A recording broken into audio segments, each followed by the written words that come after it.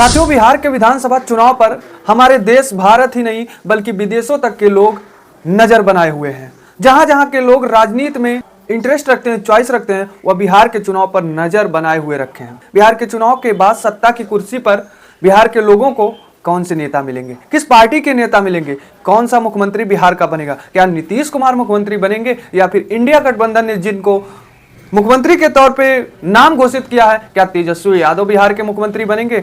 ऐसे में बिहार के चुनाव पर हर कोई नजर बनाया हुआ है, जो कि आज लगभग प्रथम चरण का चुनाव था वह संपन्न हो गया है। लेकिन ये चर्चा का बिहार का चुनाव इसलिए बना है क्योंकि यहाँ चाहे पक्ष की पार्टियां हो जो सत्ता में बिहार पे हैं या फिर बिहार की सत्ता में नहीं है, वह भी पूरी मजबूती के साथ बिहार के लोगों पर, बिहार के चुनाव पर हावी हैं। चाहे आप कांग्रेस के सांसद राहुल गांधी को आपने देख लिया कि कोई भी बड़ी यात्रा हुई वो बिहार में ही राहुल गांधी ने निकाला और शुरू किया। क्योंकि बिहार लोकसभा चुनाव 2024 में आपने देखा कि जिस तरह से राहुल गांधी का यात्रा कारगर हुआ था विपक्ष को, क्योंकि इंडिया गठबंधन में विपक्ष की पार्टी आरजेडी शामिल था, जिसके बाद राहुल गांधी के तमाम यात्रा से वहां फायदा उनका हुआ। राहुल गांधी की आपने यात्रा देखा, सबसे पहले भारत जोड़ो यात्रा था, वो भारत को जोड़ने का काम कर रहे थे, यात्रा पे निकले हुए थे। वहीं उसके बाद संविधान बचाओ यात्रा, क्योंकि लोकसभा चुनाव से पहले बीजेपी के बड़े बड़े कुछ नेता जो कद्दावर नेता कहे जाते थे वह संविधान को बदलने की बात कर रहे थे, जिसके बाद राहुल गांधी ने उसको मुद्दा बना लिया था।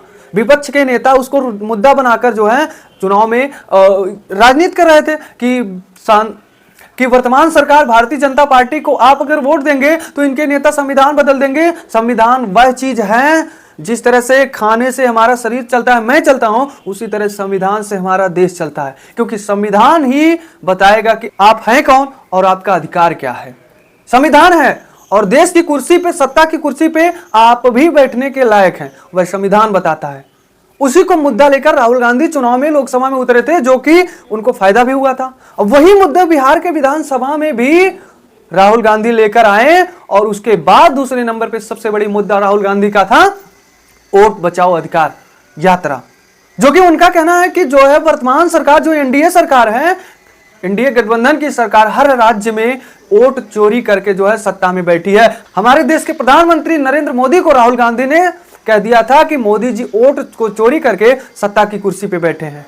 निष्पक्ष तरह से जो है चुनाव ना करा करके, वोट ना लेकर के, पूरे जो है बेईमानी के साथ चोरी करके, धांधली करके वोट को लेकर प्रधानमंत्री की कुर्सी पर बैठ गए। उसको मुद्दा बनाकर राहुल गांधी वोट अधिकार निकालकर बिहार में निकले थे।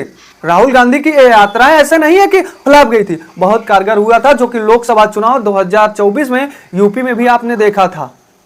गठबंधन में थे, किस तरह से समाजवादी पार्टी 37 सीटों को जीती थी, जो कि ऐसा नहीं कि समाजवादी अकेले अपनी बदौलत दी थी। कहीं ना कहीं राहुल गांधी का जो मुद्दा था, रोजगार का मुद्दा था, ये तमाम चीज था, इसलिए समाजवादी को लोगों ने वोट दिया था राहुल गांधी को देख करके कि हमारे देश के प्रधानमंत्री राहुल गांधी होंगे, युवाओं की आवाज बनेंगे। तो साथियों, यह तो थी कुछ पॉइंट, लेकिन वर्तमान में एक और चर्चित पार्टी बिहार के विधानसभा में बनी हुई है, जिसकी आज रैली थी और रैली में आपने देखा कि किस तरह से जनसैलाब एकत्रित हुआ था। भभुआ विधानसभा, जो कि कैमूर का एक छोटा सा जिला है, मायावती का गढ़ ये माना जाता है, बीएसपी का गढ़ माना जाता है, क्योंकि इसी भभुआ से 2005 में बीएसपी के उम्मीदवार जीते हुए थे, जो कि बीएसपी को यही उम्मीद है कि हम बिहार के अन्य जिले के सीट को नहीं, कैमूर जिले के जो 4 विधानसभा सीट है के लिए शायद मायावती जी लगी हुई है।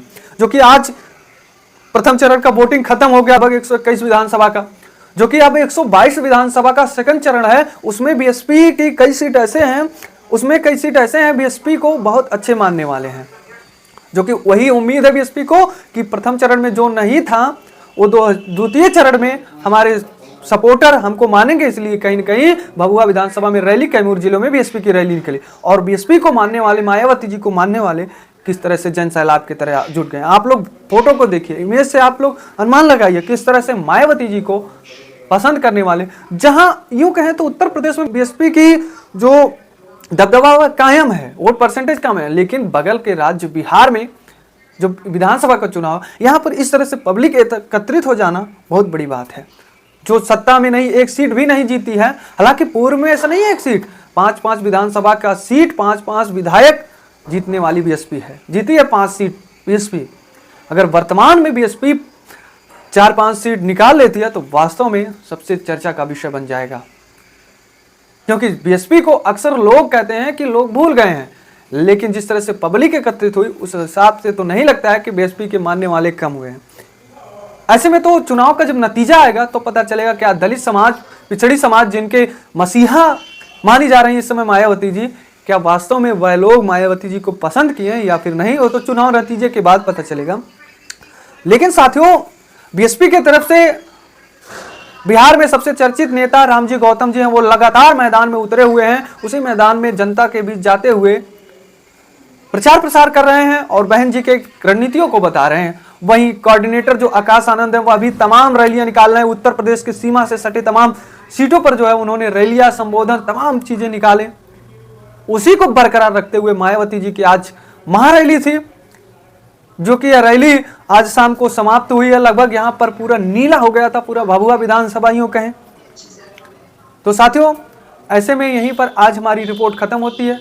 इस पर आप क्या कहेंगे कमेंट में जरूर बताएं। और हाँ, आप अगर बिहार के पल पल की अपडेट देखना चाहते हैं तो हमारे चैनल को जरूर सब्सक्राइब करें, या फिर फेसबुक पे हमें देख रहे हैं तो फेसबुक को जरूर फॉलो करें।